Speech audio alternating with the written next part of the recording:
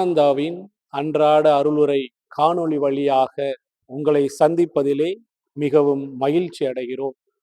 அன்னையின் பிறப்பு விழாவிற்கான 4வது நவநாளிலே உங்களை மீண்டும் சந்திப்பதிலே மிகவும் மகிழ்ச்சி அடைகிறேன்.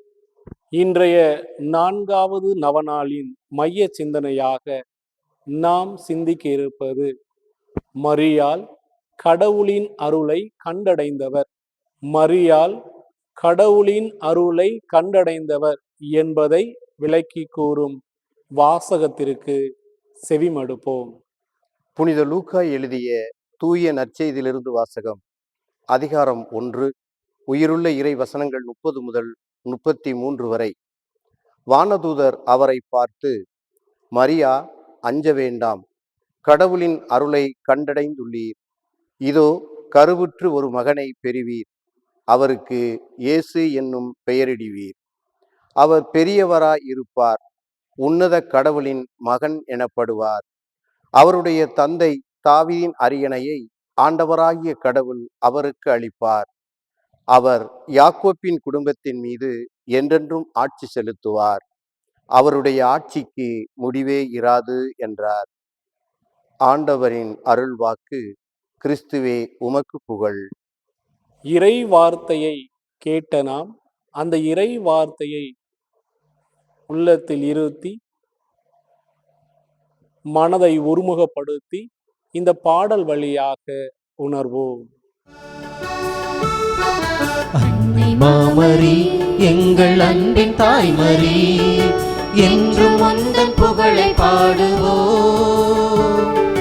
தேடும் மாந்தரை தேற்றி காத்திடும் உந்தன் அருள்வரங்கள் இன்று தேடினோம். அன்னை மாமரி, எங்கள் அன்பின் தாய்மரி, என்றும் உந்தன் புகழை பாடுவோம். தேடும் மாந்தரை தேற்றி காத்திடும் உந்தன் அருள்வரங்கள் இன்று தேடினோம்.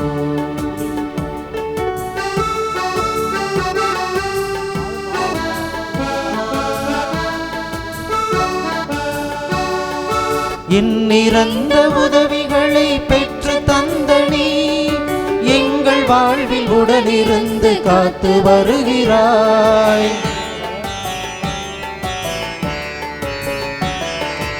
எண்ணிறந்த உதவிகளை பெற்று தந்தனி, எங்கள் வாழ்வில் உடனிருந்து காத்து வருகிறாய். நன்றி பூக்கள் ஒன்று சேர்த்து முந்தன் பாதத்தில், இயேசுவின் தாய்மரியே, எம்மை அரவணைத்து காப்பாய் நீயே.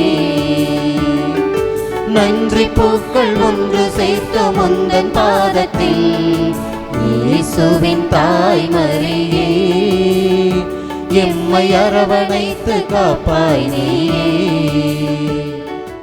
இறை வார்த்தையை கேட்டோம், பாடல் வழியாக உணர்ந்தோம். இப்பொழுது அந்த இறை வார்த்தையை சிந்திப்போம்.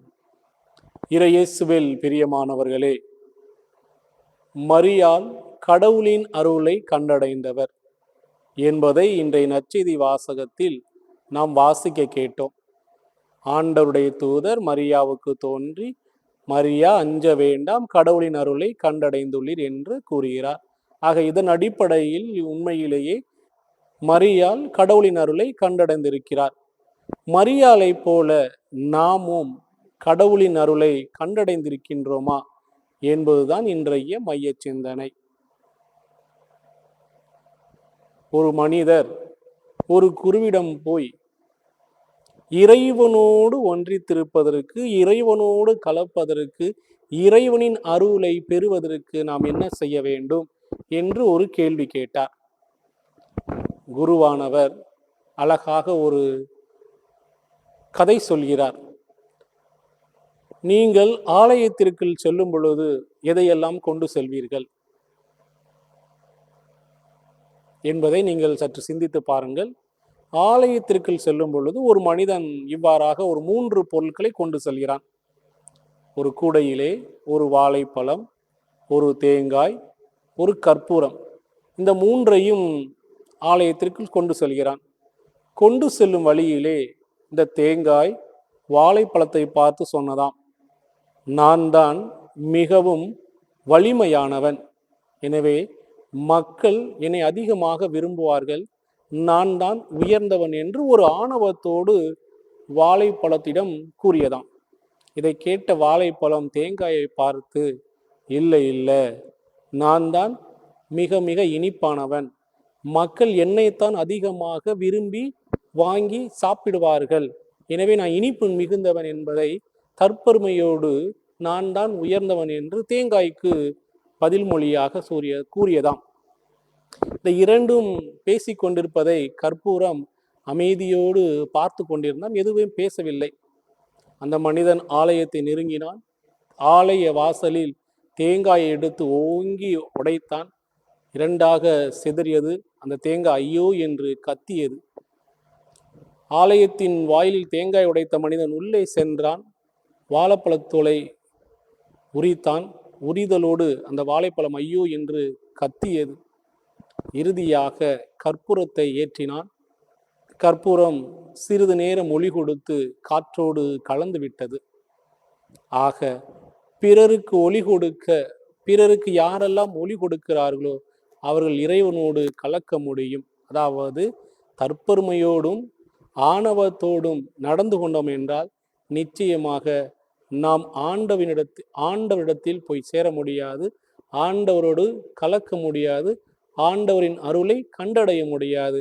இறுதி வரைக்கும் அமைதியோடு தாழ்ச்சி நிறைந்த உள்ளத்தோடு இருந்தோம் என்றால் ஆண்டவரை கண்டுகொள்ள முடியும், அவர் அருளையும் கண்டுகொள்ள முடியும். ஆக யாரெல்லாம் தாழ்ச்சி நிறைந்த உள்ளத்தோடு இருக்கிறார்களோ அவர்களெல்லாம் ஆண்டவரின் அருளை கண்டுகொள்ள முடியும். மரியாவும் அப்படித்தான் தன்னுடைய வாழ்வில் தாழ்ச்சியோடு நடந்து கொண்டார். எனவே வானதூதர் கூறிய வார்த்தை கேட்டவுடனே நான் இறைவனின் தாயாக இருக்க போகிறேன், இறைவனின் தாயாக மாறப்போகிறேன் என்று ஆணவத்துடனோ தற்பெருமையுடன் நடந்து கொள்ளவில்லை. மாறாக ஆண்டவரின் அடிமை என்று தன்னையே தாழ்த்தி கொண்டார், தாழ்ச்சியோடு நடந்து கொண்டார். எனவே தாழ்ச்சி நிறைந்த உள்ளத்தோடு இருந்ததால்தான் மரியாள் ஆண்டவரின் அருளை கண்டு கொண்டார். ஆக மரியாளை போல நாமும் தாழ்ச்சி நிறைந்த உள்ளத்தோடு இருந்தோம், நடந்தோம், வாழ்ந்தோம் என்றால் இறைவனின் அருளை ஒவ்வொரு நாளும் கண்டுகொள்ள முடியும், மற்றவர்களையும் கண்டுகொள்ள உதவி செய்ய முடியும். எனவே தாழ்ச்சி நிறைந்த உள்ளத்தோடு பயணிப்போம், கடவுளின் அருளை கண்டுகொண்டு வாழ்வோம். கடவுளின் அருளை ஒவ்வொரு நாளும் கண்டுகொள்ள தாழ்ச்சி நிறைந்த மனநிலையோடு நம்மையே இந்த நற்கருணை ஆண்டவரிடத்தில் ஒப்பு கொடுத்து மன்றாடுவோம். உமது உறைவிடம் அருமையானது, ஆராதனை ஆராதனை ஆராதனை, உடலும் உள்ளமும் மகிழ்ந்து பாடுது, ஆராதனை ஆராதனை ஆராதனை.